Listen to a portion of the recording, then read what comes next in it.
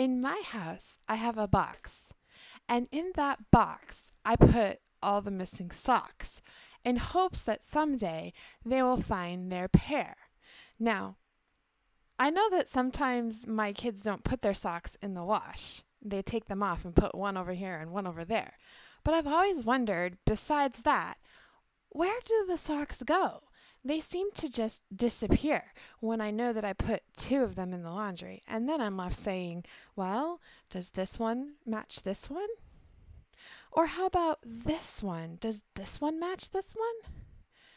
Well, today in this class, we're going to look at a book called Sneakerton, The Sock That Got Away by Noa Lindberg.